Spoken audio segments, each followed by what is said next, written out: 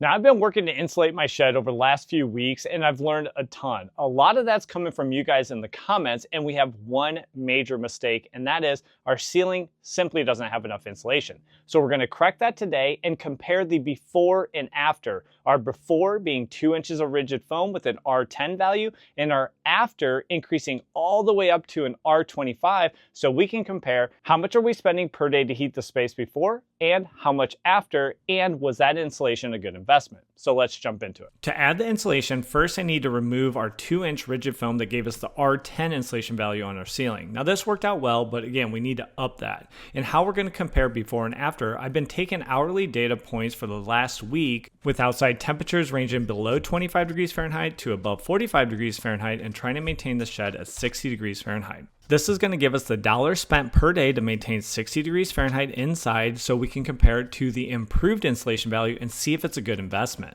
So now to increase our insulation, I'm going to go with rockwool. Now this is the same product that we used in the walls after testing out fiberglass versus the rockwool versus 2 different types of spray foam. It was a good balance of a superior product, easy to work with, moisture resistance, R value of 15, so it's the highest insulation value for a 2x4 wall, and it was more expensive than fiberglass, but not nearly expensive as spray foam. And because it's made for a 2x4 wall, let me show you why it's going to work perfect for our 2x6 rafters to increase our insulation value to R25 and keep the critical ventilation that we're looking for. So rockwool will come in these large packages, and they'll be 48 inches in length for each of the bats, and then the bats will be 3.5 inches thick to match up to a 2x4 wall with 16-inch center studs. Now that works great for my rafters because they're also 16-inch center, and I do not want them to fill the whole 2x6 cavity. More on that in 1 second.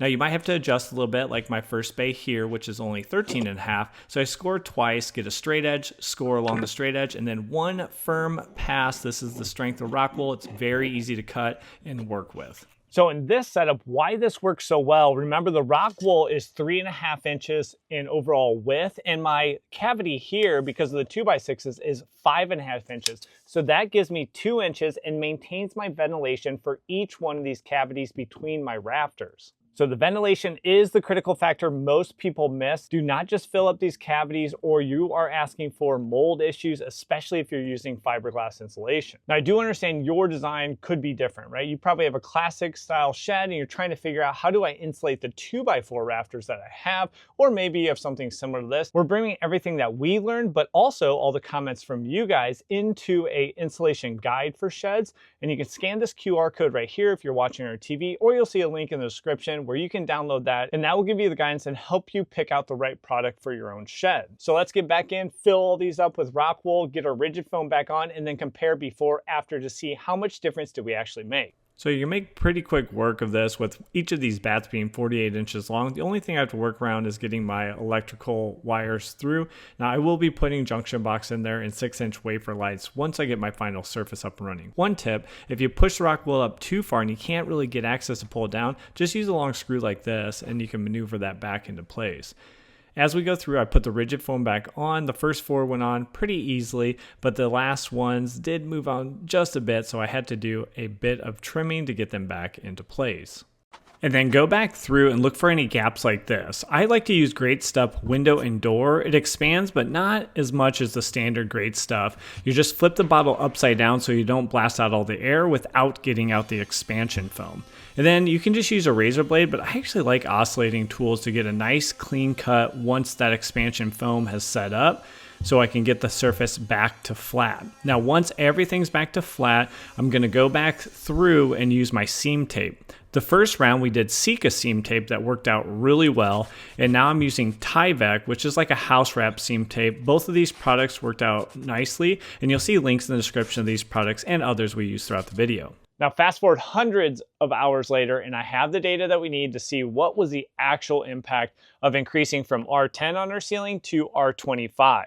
What I did is I took hourly data points. I had the 1500 watt radiator plugged into my EcoFlow Delta Pro Ultra X, which monitors exactly how much energy is going out. And that is what you see in the table here. Now, I only considered certain buckets that I had enough data for. For instance, this was when the outside temperature was between 30 and 32 degrees Fahrenheit with a set point on the heater to 60 degrees Fahrenheit. With R10 on average, I consumed 668 watt hours during that hour to try to heat to 60 degrees Fahrenheit.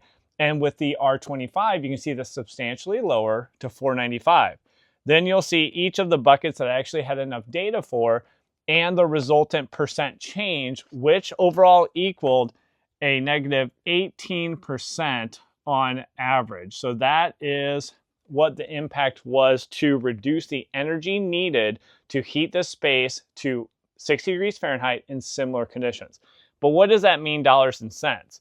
Let's look at return on investment. I spent $250 for 3 big old bundles of rockwool, $80 a piece with a little taxes. So we need to recoup that investment. How we do that is the energy cost I'm using is 18 cents per kilowatt hour consumed. R10 on an average day where 25 degrees Fahrenheit was the low, 40 degrees Fahrenheit was the high, I would consume 14 kilowatt hours to heat the space to 60 degrees Fahrenheit for that entire day. What did that equal? That equaled $2.50 in energy costs if I was connected to the grid.